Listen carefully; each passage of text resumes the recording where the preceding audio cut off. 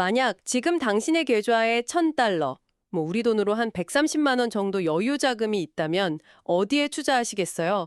아마 많은 분들이 이름만 딱 들어도 아는 그런 우량주를 떠올리실 텐데요. 오늘 저희가 주목할 두 회사가 바로 그런 곳입니다. 스트리밍의 제왕 넷플릭스, 그리고 프리미엄 S레저 브랜드 룰루레몬이죠. 네, 이 두 회사에 아주 흥미로운 공통점이 있습니다. 최근에 주가가 고점 대비해서 크게 하락했다는 점이죠. 넷플릭스는 한 30% 정도, 룰루레몬을 무려 50%나 떨어졌어요. 마치 백화점에서 명품이 갑자기 큰 폭으로 세일에 들어간 것 같은 그런 상황입니다. 그렇죠. 그런데 이런 세일이 진짜 득템의 기회일 수도 있지만 사실은 아무도 안 사가는 이유가 있는 악성 재고일 수도 있잖아요. 맞습니다. 오늘 저희의 임무는 바로 이 두 브랜드의 세일이 대체 어떤 종류의 세일인지 그 속을 한번 깊숙이 들여다보는 겁니다. 좋습니다. 그럼 스트리밍 업계의 거인 넷플릭스부터 한번 제대로 파헤쳐 볼까요? 네, 넷플릭스가 올여름에 최고점을 찍은 이후로 주가가 30%나 빠졌습니다. 사실 이 정도 조정은 기술주에서는 가끔 있는 일이라고 생각할 수도 있는데 네, 그럴 수 있죠. 하락이 집중된 시점을 보면 이야기가 좀 달라집니다. 바로 워너브라더스 디스커버리 인수랑 딱 맞물려 있거든요. 그 빅딜이요? 시장 반응이 그렇게까지 안 좋았나요? 안 좋은 정도가 아니었죠. 구체적인 타임라인을 보면 이게 더 명확해지는데요. 넷플릭스가 워너브라더스 인수의 유력한 후보다 이렇게 얘기가 나온 게 11월 20일인데 그때부터 계산하면 주가가 15% 하락했고요. 15%요? 그리고 최종 신자로 발표된 12월 5일 이후에만 또 10%가 더 빠졌습니다. 와, 이 기간 동안 넷플릭스의 시가총액이 얼마가 사라졌냐면 무려 770억 달러입니다. 잠깐만요. 다시 한번 정리해 볼게요. 넷플릭스가 인수하려던 워너브라더스의 가격이 720억 달러였잖아요. 네, 맞습니다. 그런데 시장은 그 결정이 너무 마음에 안 드니까 넷플릭스 가치를 770억 달러 깎아버릴게 이렇게 반응했다는 거군요. 인수하려는 회사 가치보다 더 큰 돈이 그냥 허공으로 사라진 셈인데 이건 단순한 우려가 아니라 거의 패닉에 가까운 반응 아닙니까? 정확합니다. 심지어 같은 기간 동안 S&P 500 지수는 3% 넘게 상승했어요. 아, 세자는 좋았는데. 네, 시장 전체는 환호하는데 넷플릭스만 폭락한 거죠. 그럼 시장은 도대체 왜 이렇게까지 과민하게 반응했을까?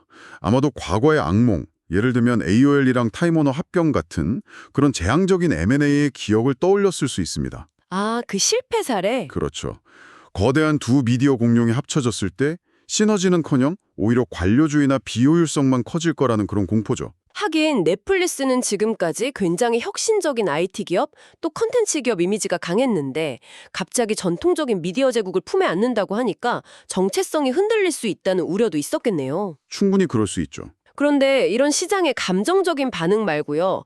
넷플릭스라는 회사 자체의 체력, 그러니까 펀더멘탈은 지금 어떤가요? 바로 그 지점이 이 이야기의 핵심입니다. 시장의 감정은 패닉 상태인데 회사의 건강 상태는 아주 양호하거든요. 오, 우선 가장 기본적인 것부터 보죠. 넷플릭스, 여전히 전 세계 3억 명이 넘는 유료 구독자를 가진 압도적인 1위 사업자입니다. 네, 그렇죠. 디즈니 플러스나 다른 경쟁사들이 스트리밍으로 언제 돈 버냐 이러면서 고전할 때 넷플릭스는 2002년에 상장한 이후로 단 한 해도 적자를 낸 적이 없습니다. 20년이 넘게 매년 흑자를 냈다는 건 정말 대단하네요. 단순히 가입자만 많은 게 아니라 그걸로 확실하게 돈을 버는 방법을 안다는 뜻이니까요. 그렇죠. 게다가 재무 상태를 좀 더 깊이 들여다보면 더 놀랍습니다. 지난 12개월 동안의 잉여 현금 흐름이 90억 달러에 달해요. 잉여 현금 흐름이요? 조금 더 쉽게 설명해 주실 수 있을까요? 물론입니다.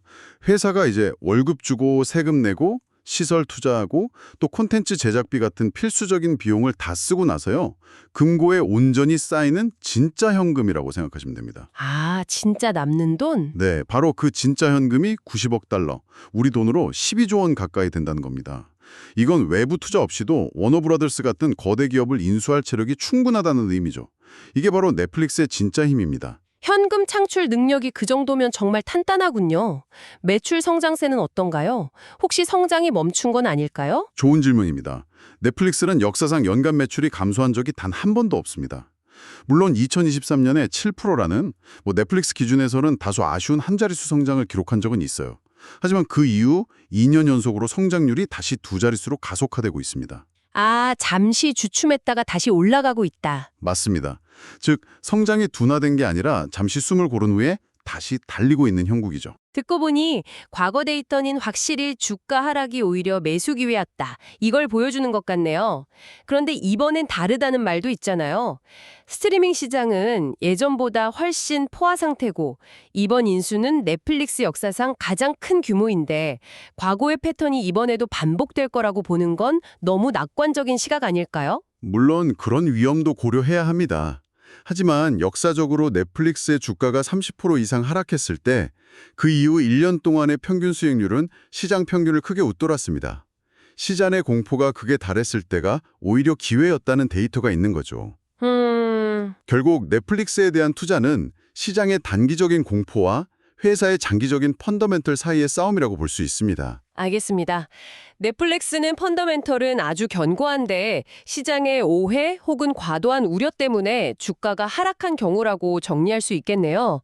그런데 만약에 주가 하락의 이유가 이런 오해가 아니라 정말 진짜 위기 때문이라면 어떨까요? 바로 그런 사례가 룰루레몬인 것 같습니다. 이쪽은 하락률이 50%로 훨씬 더 드라마틱하죠. 네, 룰루레몬의 상황은 넷플릭스와는 결이 완전히 다릅니다.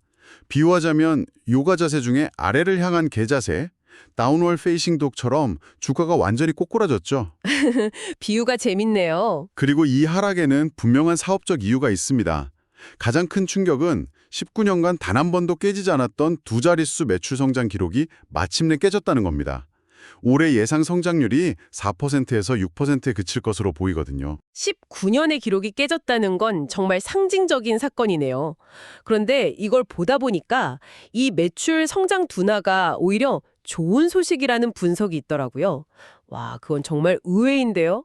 보통 성장 둔화가 제일 나쁜 소식 아닌가요?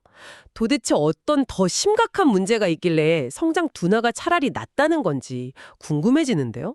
그만큼 핵심적인 부분에 더 큰 문제가 있다는 뜻이죠. 최근 3분기 전체 매출은 7% 성장해서 그나마 선방한 것처럼 보입니다. 하지만 그 속을 들여다보면 가장 중요하고 큰 시장인 미주 지역의 동일 매장 매출이 계속해서 마이너스를 기록하고 있어요. 아, 안방 시장이요? 네. 해외 시장, 특히 중국에서의 폭발적인 성장이 아니었다면 전체 매출도 역성장했을 겁니다. 핵심적인 안방 시장에서 힘을 잃고 있다는 건 아주 심각한 경고등이죠. 본진이 흔들리고 있다는 거군요. 맞습니다. 저도 몇 년 전만 해도 룰루레몬 매장에 가면 활기가 넘쳤는데 요즘 가보면 확실히 예전 같지 않다는 느낌을 받거든요. 알로 요가나 비오리 같은 강력한 경쟁자들이 치고 올라오면서 룰루레몬만의 그 독점적인 매력이 조금씩 희석되고 있는 거죠. 소비자들이 느끼는 게 숫자로 나타나는 거네요. 바로 그겁니다. 여기에 더해서 지난 3분기 연속으로 조정순이익도 감소했고 관세 문제나 최저 면세 한도 폐지 같은 외부 요인들 때문에 수익성도 계속 압박받고 있고요. 와, 안방 시장은 쪼그라들고 이익은 줄고 비용은 늘어나고 정말 사면초가처럼 들리는데요. 그런데 이런 암울한 상황에서 최근에 반전의 계기가 있었다고요? 네, 바로 여기서부터 이야기가 흥미진진해집니다. 두 가지 사건이 있었어요. 첫째, 2주 전에 CEO가 갑자기 사임했습니다. 아, CEO 사임. 네. 그리고 둘째, 지난주에는 행동주의 투자자가 지분을 확보했다는 소식이 들려왔죠. 하고요. 역설적이지만 맞습니다. 이런 불신임 사건들 이후에 주가가 올랐다는 건 시장이 현재 경영진에게 얼마나 실망했는지 그리고 변화를 얼마나 강력하게 원하는지를 보여주는 증거입니다. 누가 와서 하든 지금보다는 낫겠지 하는 그런 기대감이 반영된 거죠. 그렇군요.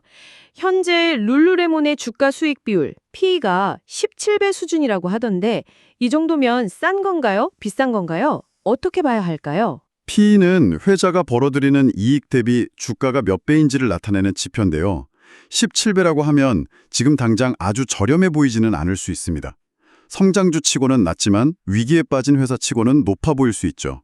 하지만 여기서 우리는 몇 가지 턴어라운드 시나리오의 가능성을 짚어봐야 합니다. 어떤 시나리오들이 있을까요? 첫째, 부진한 미주 시장을 상쇄할 강력한 해외 시장 확장입니다. 실제로 2026년까지 프랜차이즈 계약을 통해서 6개의 신규 시장에 진출할 계획을 가지고 있어요. 네. 둘째는 아메리칸 엑스프레스와의 새로운 파트너십입니다. 아멕스 프리미엄 고객들에게 룰루레몬 제품 할인 혜택 같은 걸 주면서 미국 내 매출을 다시 끌어올릴 수 있는 카드가 될 수 있습니다. 아, 그것도 방법이겠네요. 그리고 마지막으로 제가 꿈의 시나리오라고 부르는 건데요. 애플의 스티브 잡스처럼 뛰어난 패션 감각과 브랜드 철학을 가진 새로운 리더가 등장해서 룰루레몬을 다시 가장 쿨한 브랜드로 혁신하는 겁니다. 넷플릭스는 튼튼한 집을 지어놨는데 시장이 태풍이 올 거라고 미리 걱정하는 느낌이라면 룰루레몬은 집에 실제로 불이 났는데 최고의 소방수와 건축가가 와서 더 멋진 집을 지어줄 거라고 기대하는 상황처럼 보입니다. 아주 적절한 비유입니다. 결국 우리는 오늘 두 가지 다른 종류의 세일을 본 셈이죠. 하나는 시장의 과민 반응 때문에 우량주가 일시적으로 저평가된 이야기. 다른 하나는 실제 위기 속에서 성공적인 재기를 노리는 턴어라운더 이야기입니다. 그렇죠. 전자는 안정성을, 후자는 높은 수익 가능성과 그만큼의 리스크를 동시에 가지고 있는 거죠. 그러네요. 완전히 다른 투자 철학을 요구하는 상황이군요. 맞습니다. 그래서 마지막으로 이 질문을 한번 던져보고 싶습니다. 주가가 하락한 종목을 볼 때 당신은 입증된 강점과 꾸준한 실적에 베팅하는 투자자인가요? 아니면 현재의 명백한 약점을 딛고 일어설 극적인 재기 스토리에 베팅하는 투자자인가요? 정말 깊이 생각해 볼 만한 질문이네요. 이 질문에 대한 당신의 답은 어쩌면 넷플릭스나 룰루레몬이라는 회사 자체보다 당신의 투자 성향과 철학에 대해 더 많은 것을 말해줄지도